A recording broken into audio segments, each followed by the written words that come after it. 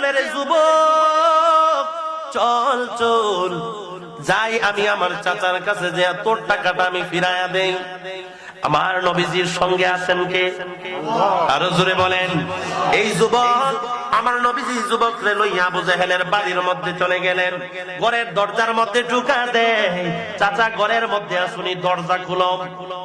চাচা ঘরের মধ্যে আসুনি, দরজা খুলো।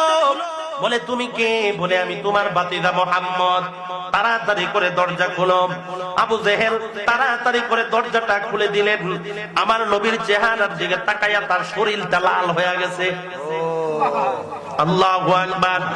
আমার নবীর চেহারা মুবারকের দিকে তাকাইয়া আবু জেহেলের চোখগুলা বড় বড় হয়ে গেছে, তার চেহারাটা লাল হয়ে গেছে, শরীরের মধ্যে ঘাম চলে আসছে। আবু জেহেলকে ডাক দিয়ে বলে, রে চাচা তুমি কি এই যুবকের কাছ থেকে উট কিনেছো? বলে হ্যাঁ কিনেছি। কত দিয়া? বলে 100 দিরহাম উটের দাম, আর বাকির জন্য 110 দিরহাম দিব বলেছি। বলে তার টাকা তাড়াতাড়ি কইরা ফেরত দাও। আবু জেহেল বলে ঠিক আছে, আমি তার টাকা দিয়ে দিতাছি।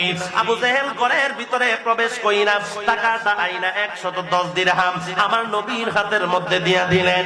আমার নবী ইহুদির হাতের মধ্যে, যুবকের হাতের মধ্যে দিয়া দিলেন। যাও যাও, তোমার টাকা পায়া গেলাম, যাও এখন তুমি চলে যাও। আমার নবীও চলে আসলেন। এই দিক দিয়ে সিআইডি দেখছে কি দেখে নাই? আর জোরে বলেন। সিআইডি যায় ডাক দিয়া বলে, সর্বনাশ, এতক্ষণ তোমরা এত ভাবে আবু জেহেলকে বুঝাইলা, টাকা দিল না। মুহাম্মদ শুধুমাত্র যায় বলছে টাকা দেওয়ার জন্য দিয়া দিছে। আল্লাহু আকবার। লিডাররা মনে মনে চিন্তা করে, এই আবু জেহেলকে আমরা এত বুঝাইলাম কিন্তু টাকা দেয় নাই, মুহাম্মদ চাইতে দিয়া দিল, কারণটা কি বুঝতেছি না।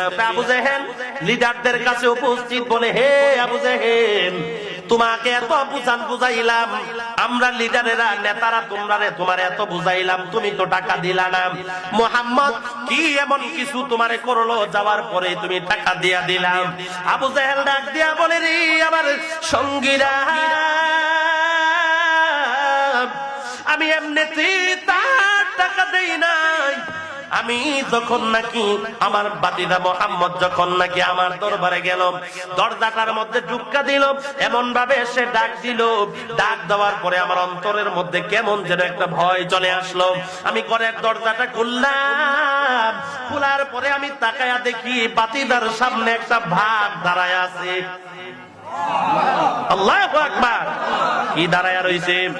মুহাম্মদের সামনে, আমার ভাতিজার সামনে একটা বাঘ দাঁড়ায়।